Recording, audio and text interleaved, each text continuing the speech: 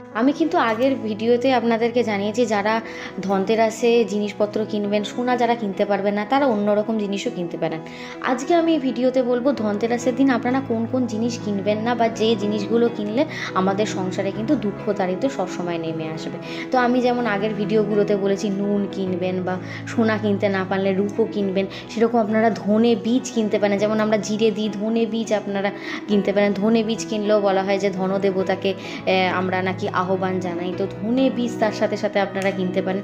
এবং যে জিনিসগুলো আপনারা কিনবেন না অবভিয়াসলি, আর একটা জিনিস আমি বলতে ভুলে গেছি, সেটা হচ্ছে সপ্তধান্য, মানে সাতখানা ভিন্ন শস্য দিয়ে তৈরি একটা মিশ্রণ, সেটাকে সপ্তধান্য বলা হয়। সেটাও যদি আপনারা মা লক্ষ্মীকে নিবেদন করতে পারেন, সেটাও কিন্তু খুব ভালো ফল পাবেন। আর যে জিনিসগুলো একদমই কিনবেন না সেটা হচ্ছে স্টিলের জিনিস বা লোহার কোনো জিনিস বা বস্তু। এই জিনিসগুলো কিন্তু কিনলে বলা হয় যে ধনতেরাসের দিন কিনতে নেই। এছাড়াও কাঁচের জিনিসপত্র, প্লাস্টিকের জিনিসপত্র, ইলেকট্রনিক্সের কোনো জিনিসপত্র সেদিনকে, ইলেকট্রনিক্সের জিনিস কিনতে পারেন, কিন্তু এই জিনিসপত্রগুলো আপনি কেনা নাই উচিত বলা হয়। এছাড়াও হচ্ছে সেদিনকে কোনো রকম ধারালো বস্তু যেমন ছুরি, কাঁচি, এই সব জিনিসপত্রগুলো যদি কেনা হয় সেক্ষেত্রে বলা হয় সৌভাগ্য কিন্তু একদমই আসে না জীবনে, উল্টে সেগুলো কেটে যায়।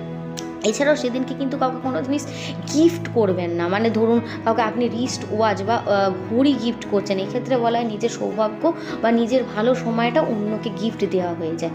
তো এই দিনকে অবশ্যই কিন্তু কাউকে কোনো রকম জিনিস গিফট করবেন না, আগে করুন বা পরে করুন। বা কাউকে সেদিনকে টাকা পয়সা ধার দেনা দেওয়া, মা লক্ষ্মী চঞ্চলা হয়ে থাকেন সেদিনকে কোনো টাকা পয়সা ধার দেনা দেওয়া হলে, এই সব জিনিসগুলো সেদিনকে না করার থেকে বিরত থাকুন। এছাড়াও সেদিনকে এই যে মদ বলুন, কোনো জুয়া, এইসবে টাকা পয়সা লাগানো করা নাকি ভালো বলা হয় না। তো এই জিনিসগুলো থেকে যতটা বিরত থাকবেন সেদিনকে বেশ ভালো ফল পাবেন, মা লক্ষ্মীর কৃপা সর্বদা থাকবে। তো ধনতেরাসে আপনি এই বছর কী কিনছেন সেটা জানাতে কিন্তু কমেন্টে একদমই ভুলবেন না।